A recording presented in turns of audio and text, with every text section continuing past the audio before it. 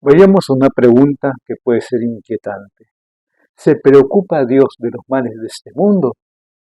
Parecería imposible, viendo la situación del mundo y los muchos males que le aquejan, tanto de orden natural como humano. Creer que Dios es bueno, omnipotente, cercano a nuestra historia. Uno se pregunta cómo puede permitir Dios que haya catástrofes en que mueren tantos inocentes y que los malvados se salgan, digamos, con la suya, imponiendo su ley a los demás, o cómo se compaginan el hambre, las sequías, las inundaciones, los terremotos y los tsunamis con la bondad y la omnipotencia de Dios. No sabemos la respuesta, que nos resulta misteriosa. Sin embargo, Dios sigue siendo el cercano y su proyecto salvador continúa y su poder curativo nos lo aseguran. Por ejemplo, las lecturas de este domingo 23 del tiempo ordinario, ciclo B, aunque también nos invitan a que colaboremos nosotros con nuestro esfuerzo para vencer al mal en todos los órdenes. Vamos a escuchar las lecturas.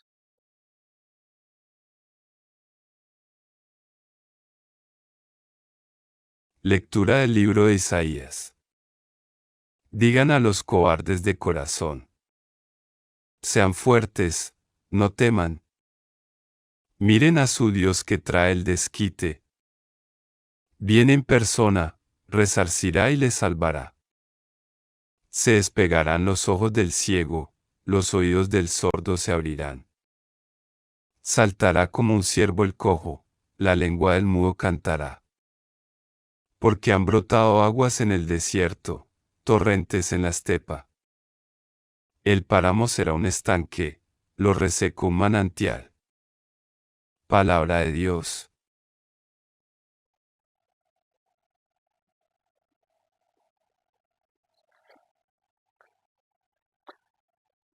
El pueblo de Israel estaba en una situación dramática que parecía sin remedio, pero el profeta le asegura la cercanía de Dios y su voluntad de curar todos sus males. Miren a su Dios, dice, viene en persona, viene a liberarlo del destierro. El profeta, el profeta describe esta acción salvadora de Dios enumerando los diversos males que le aquejan a una persona. Curará a los ciegos, a los sordos, a los cojos, a los mudos. Además, hará brotar manantiales en la estepa y el páramo. Vas a escuchar el salmo en las misas. Este es el salmista, pues se invita a sí mismo a expresar la gratitud a Dios. Alaba, alma mía, al Señor, y enumera los muchos factores que le debemos. Dios mantiene su fidelidad, hace justicia a los oprimidos, da pan al hambriento, a los hambrientos, abre los ojos al ciego, endereza a los que ya se doblan. Lectura de la carta del apóstol Santiago. Hermanos míos, no junten la fe en nuestro Señor Jesucristo glorioso con el favoritismo. Por ejemplo, llegan dos hombres a la reunión litúrgica. Uno va bien vestido y está con anillos en los dedos, el otro es un pobre andrajoso. Ven al bien vestido y le dicen: por favor, siéntate aquí en el puesto reservado. Al pobre, en cambio, isteíta ahí de pie o siéntate en el suelo. Si hacen eso, no son inconsecuentes y juzgan con criterios malos. Queridos hermanos, escuchen, ¿acaso no ha elegido Dios a los pobres del mundo para hacerlos ricos en la fe y herederos del reino, que prometió a los que lo aman? Palabra de Dios. Lo que hemos escuchado, por ejemplo, Santiago, pone un ejemplo muy expresivo precisamente de la celebración litúrgica, de cómo no hay que hacer aceptación de personas, lo contrario de lo que hacemos si a un rico le tratamos de manera muy distinta que a un pobre. Obrar así es juzgar con criterios malos. ¿Por qué? Porque tendríamos que aprender de Dios mismo que si por alguien tiene preferencia, ha demostrado que es por los pobres. ¿Acaso no ha elegido Dios, dice la palabra, a los pobres del mundo para hacerlos herederos del reino? Lectura del Santo Evangelio según San Marcos. En aquel tiempo, dejó Jesús el territorio de Tiro, pasó por Sidón, camino del lago de Galilea, atravesando la Decápolis. Y le presentaron un sordo que, además, apenas podía hablar, y le piden que le imponga las manos. Él, apartándolo de la gente a un lado, le metió los dedos en los oídos y con la saliva le tocó la lengua. Y, mirando al cielo, suspiró y le dijo: Efetá, esto es, ábrete. Y al momento se le abrieron los oídos, se le soltó la traba de la lengua y hablaba sin dificultad. Él les mandó que no lo dijeran a nadie, pero, cuanto más se lo mandaba, con más insistencia lo proclamaban ellos. Y en el colmo del asombro decían: todo lo ha hecho bien, hace oír a los sordos y hablar a los mudos. Palabra del Señor. Hemos escuchado el Evangelio de San Marcos en su capítulo 7. En sus andanzas por diversas regiones, pues ahora en Sidón, fuera, por tanto, del territorio de Galilea, Jesús cura a un pobre hombre que le presentan, que era sordo y además apenas podía hablar. Lo hace elevando la mirada al cielo, tocando con sus dedos los oídos y con su saliva la lengua del enfermo y sobre todo pronunciando con autoridad la palabra efetá, palabra aramea que significa ábrete. Sigue el mandato de guardar el secreto mesiánico, porque Jesús no quiere que se queden en el mero hecho del milagro, sino que den el paso a la fe en su persona. Pero no le obedecen, aunque la reacción de la gente es muy positiva, ¿no? Todo lo ha hecho bien, hace oír a los sordos y hablar a los mudos. Se cumple así lo que anunciaba Isaías. ¿Sabes qué? Dios, que creó el universo y vio que todo era bueno, sigue fiel a su proyecto de salud y salvación, a pesar de la desarmonía que ha traído la malicia humana a nuestra historia. Muchos, muchos de los males suceden por culpa humana, porque a veces actuamos contra el plan de Dios. La naturaleza se venga, por ejemplo, de ciertos abusos de urbanización y del trato indiscriminado de los bienes naturales, riqueza minera, existencias pesqueras, capa de ozono, por ejemplo, que eso ya lo sabes muy bien. Los edificios, los puentes y los túneles fallan a veces porque hubo negligencia en su construcción. Las escandalosas diferencias entre ricos y pobres, entonces, se deben a la ambición e injusticia de muchos que no quieren saber del plan de distribución equitativa que Dios ha pensado para los bienes materiales de este mundo. Sea lo que sea, Dios sigue queriendo el bienestar y la salud para todos, a pesar de nuestros fallos. Como anunciaba Isaías, pues repetía el Salmo y hemos visto que se cumple en Jesús. Dios quiere que los ciegos recobren la luz, los sordos el oído, los mudos el habla, los cojos la agilidad, los desiertos el agua. Sigue siendo verdad lo que decía el profeta. No teman, miren a su Dios, que viene en persona y les salvará. Dios todo lo orienta para nuestro bien. para nuestro bien y saca bien incluso de los males y de las desgracias. Tienes que discernirlo. Como del destierro del pueblo de Israel, fruto en gran parte de la incompetencia política. Sí, incompetencia política de sus dirigentes. Este poder curativo de Dios se nos ha manifestado, fíjate bien, plenamente en Jesús. ¿Cuántas veces aparece a lo largo del Evangelio como el que sana a los enfermos, resucita a los muertos, domina la naturaleza y libera integralmente a la persona humana? Jesús cura al hombre entero, no solo su enfermedad, no solo su enfermedad. En verdad, como dicen las gentes en el episodio de Sidón, todo lo ha hecho bien. Hace oír a los sordos y hablar a los mudos. O como resumió Pedro en su catequesis, pasó haciendo el bien y curando a todos los oprimidos por el diablo, porque Dios estaba con él. Eso lo puedes leer en el libro de los Hechos, en el capítulo 10, versículo 39. No sabemos responder a la pregunta de cómo se compagina el mal que hay en el mundo y la bondad de Dios, como lo dije al comienzo, minutos antes. Es una pregunta que ya planteaba vigorosamente el libro de Job y que sigue en pie también el día de hoy, como también surgió en el mal por antonomasia, que fue la muerte injusta de Jesús, su Hijo, en la cruz. También allí hubo la gran pregunta: ¿por qué me has abandonado? No hubo respuesta razonada. Hubo la resurrección. Nosotros, ¿sabes? No sabemos responder al problema, pero Dios sí. Dios sí.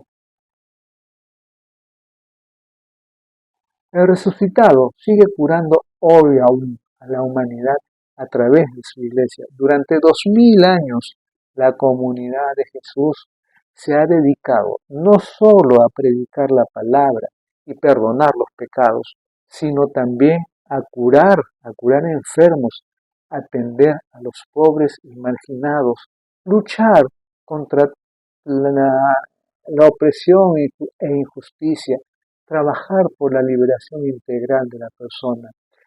Es una tarea, te cuento, en la que todos, tú, yo, todos deberían sentirse comprometidos. No solo los ministros ordenados, sino todos los fieles. La iglesia completa, cada uno en su campo de acción, en su carisma. De una manera especial actúa pues la iglesia esta liberación y poder curativo a través, por ejemplo, de los sacramentos. Los gestos sacramentales muy parecidos a los que utilizó Jesús: imposición de manos, contacto con la mano, unción con el óleo y crisma, baño en agua, junto con las palabras decisivas que pronuncia el ministro en nombre de Cristo y en virtud del Espíritu. Estos son el significado de cómo sigue actuando Dios en el mundo de hoy. El milagro que se nos narra en este domingo, nos recuerda al bautismo, porque uno de los signos complementarios con que se expresa el efecto espiritual de este sacramento es precisamente el rito del efetá, en el que el ministro toca con el dedo los oídos y la boca del bautizado y dice: el Señor Jesús, que hizo oír a los sordos y hablar a los mudos, te conceda a su tiempo escuchar la palabra y proclamar la fe para alabanza y gloria de Dios Padre. Un cristiano ha de tener abiertos los oídos para escuchar y los labios para hablar, para escuchar tanto a Dios como a los demás, sin hacerse el sordo ni a la palabra salvadora ni a la comunicación con el prójimo, para hablar tanto a Dios como a los demás, sin callar en la oración ni en el diálogo con los hermanos, ni en el testimonio de su fe. Podemos aplicarnos esta tarea curativa a nosotros mismos. Ante todo, para pensar si Jesús o la Iglesia nos tendrían que curar a nosotros mismos de alguna clase de sordera o de mudez voluntarias. A veces tendríamos que prestar oído a la palabra de Dios y no lo hacemos con suficiente atención. ¿Es verdad o no?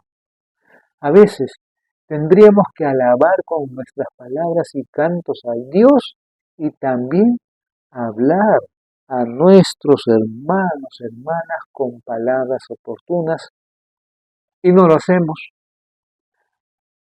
Además, deberíamos pensar si ejercen la misión de curar a otros. Deberíamos eso, sin necesidad de hacer milagros. Somos capaces de ayudar a los ciegos, las personas que no ven o no quieren ver, para que sepan cuáles son los caminos de Dios. Y a los sordos, las palabras que no oyen o no quieren oír, para que se enteren del mensaje de salvación de Dios. O a los mudos, las personas que no pueden o no quieren hablar, para que se suelte su lengua y recobren el hablar en los momentos oportunos.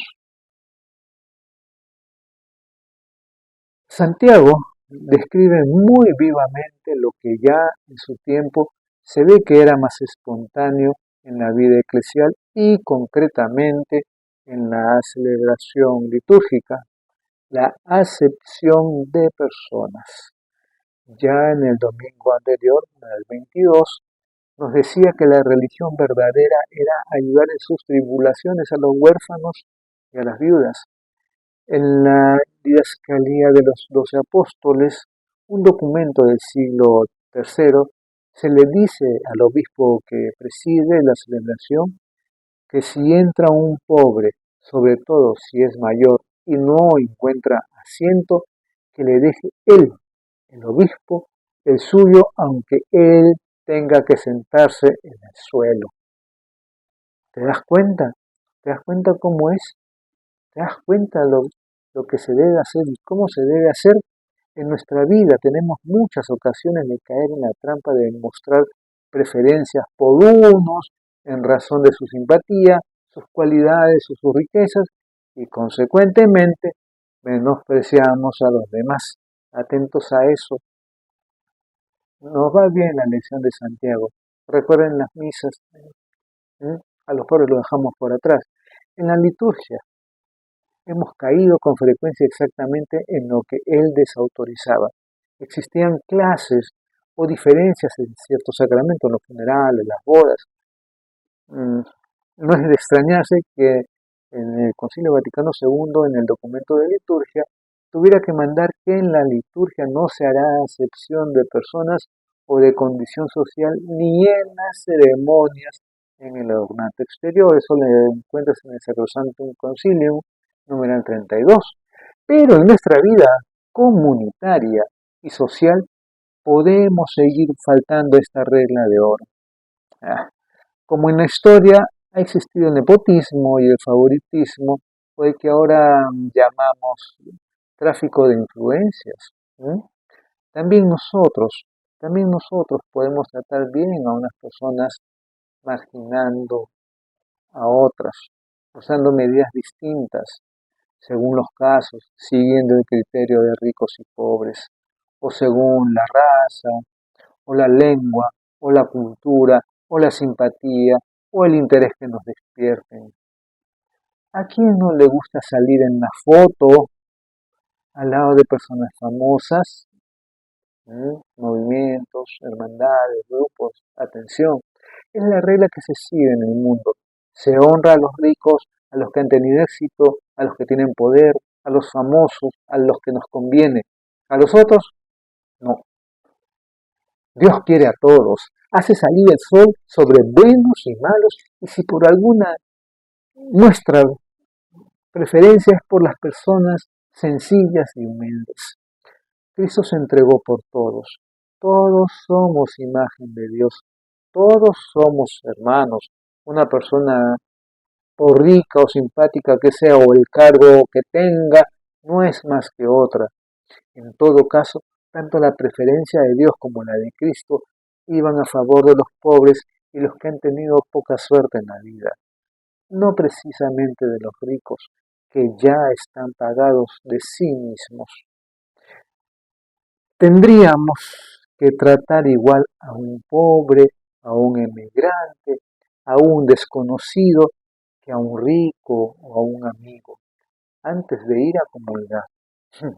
El darnos la mano como gesto de paz con los que tenemos al lado, conocidos o no, de la misma edad y o condición social o no, es un ejercicio de universalidad, por ejemplo, y fraternidad, que nos puede ir corrigiendo precisamente de esta acepción de personas que critica precisamente Santiago.